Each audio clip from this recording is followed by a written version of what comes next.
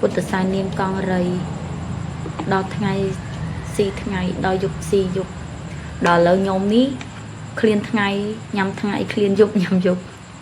អូយបងប្អូននិយាយលេងទេគឺថាមានការឃ្លានសង្ខារលពើជាខ្លាំង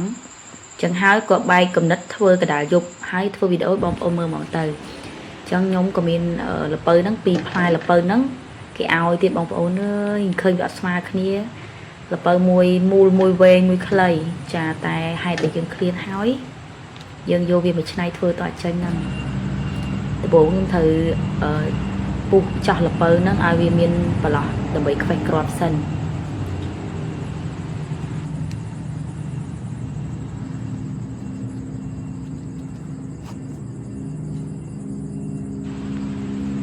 យើងធ្វើការឆ្កឹះវាអញ្ចឹងគ្រាន់តែមើលក៏ដឹងដែរបងប្អូនមិនសូវមានជំនាញក្នុងការកោះលពៅហ្មងទេអញ្ចឹងខ្ញុំធ្វើការឆ្កឹះគ្រាប់លពៅចេញមកចាហាបដូរហ្នឹងកុំចោលបងប្អូនខ្ញុំទុកចំហុយវាហើយឆ្កឹះគ្រាប់វាចេញមកស្អាតមកបងប្អូនហើយរឿងរបៀបធ្វើសង្ខារលពៅគឺងាយមែនតើបន្ទាប់មកខ្ញុំលាងវាសម្អាតឲ្យស្អាតហើយខ្ញុំផ្កាប់វាឲ្យស្រស់ទឹកសិនណាអញ្ចឹងខ្ញុំមកចាប់ផ្ដើមលាយគ្រឿងផ្សំដែលយើងធ្វើដាក់ហ្នឹងអញ្ចឹងខ្ញុំមានពងទាហ្នឹង3គ្រាប់បងប្អូនមានពងមាន់រត់តែល្អតែខ្ញុំអត់មានទេយកបាយខ្ញុំមានតែពងទាហ្នឹងឯងហើយក៏មានជាមួយនឹងស្ករសអំបិលហើយទឹកដោះគោស្រស់នេះច្រឡំផងដែរព្រោះអីខ្ញុំអត់មានខ្ទិះដូងទេអញ្ចឹងខ្ញុំប្រើទឹកដោះគោស្រស់ហើយទឹកដោះគោស្រស់ហ្នឹងអត់ជាតិស្ករទៀតអត់មានគ្រីមទេហ្នឹងណាតែបើបងប្អូនធ្វើអាចដាក់ប្រភេទមានគ្រីមទៅរត់តែឆ្ងាញ់តែខ្ញុំអត់មានទេចឹងខ្ញុំធ្វើបែបហ្នឹងណាហើយខ្ញុំធ្វើការគូពងទាហ្នឹង3គ្រាប់ចូលសិន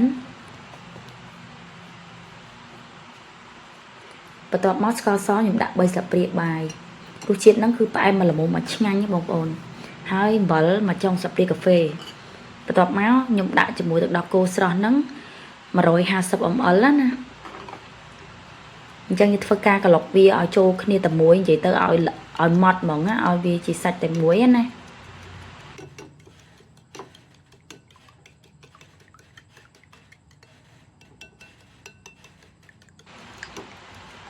បន្ទាប់ពីយើងវាយបានម៉ត់បានអីហើយខ្ញុំចាប់ផ្ដើមយកវាមកច្រោះយើងត្រូវច្រោះម្តងទៀតដើម្បីឲ្យសាច់ពងទារបស់យើងហ្នឹងវាម៉ត់ទន់ល្អអញ្ចឹងណាបងប្អូនខ្ញុំធ្វើការច្រោះវានៅពេលដែលច្រោះបងប្អូនឃើញអត់ថាអាខាងលើហ្នឹងវាអត់ទាន់ដាច់ទេវានៅមានជាតិដុំអញ្ចឹងធ្វើឲ្យសាច់យើងអត់ល្អហើយលពៅដែលខ្ញុំផ្កាប់មុនហ្នឹងវាអត់ទាន់ស្ងួតទេអញ្ចឹងខ្ញុំត្រូវការយកกระดาษដើម្បីមកផ្ដិតជូតវាកុំឲ្យវាមានជាតិសើមណាហើយលពៅមួយទៀតដែលវែងហ្នឹងគឺខ្ញុំកាត់វាដើម្បីឲ្យវាមានប្រឡោះព្រោះលពៅវែងហ្នឹងប្រឡោះវានៅក្រោមបងប្អូនអញ្ចឹងខ្ញុំកាត់វាអញ្ចឹងដូចបងប្អូនឃើញផ្ទាល់ហើយយើងធ្វើការដាំទឹកឲ្យពុះសិនចាំយើងចាប់ផ្ដើមចំហុយហើយខ្ញុំចាប់ផ្ដើមរៀបចំលពៅយើងដាក់ចានអញ្ចឹងចានខ្ញុំដាក់ចានអញ្ចឹងមកដើម្បីត្រូវាស្រួលលើកអញ្ចឹងណាហើយយើងចាប់ផ្ដើមស្រីស្រង់មកដាក់ចាក់ពងមាន់ពងទាដែលយើងលាយមុនហ្នឹងណាហើយនៅពេលដែលចាក់បងប្អូនកុំដាក់ពេញពេកព្រោះអីពងទាយើងវាឡើងអញ្ចឹងវាអាចហៀអញ្ចឹងយើងដាក់មកល្មម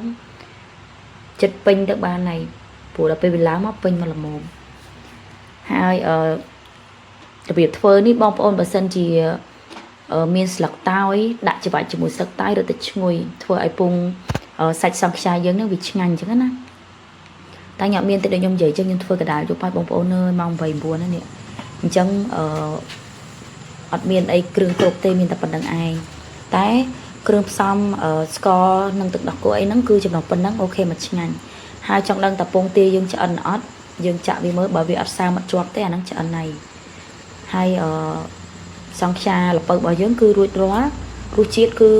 ឆ្ងាញ់ផ្អែមមកល្មមអត់ផ្អែមពេកក៏មិនសាពេកដែរមកឆ្ងាញ់ឥឡូវយើងធ្វើការចិត្តពុះទាំងអស់គ្នាថាវាមិនដែរសាច់នំបែបម៉េចចាគឺថាសាច់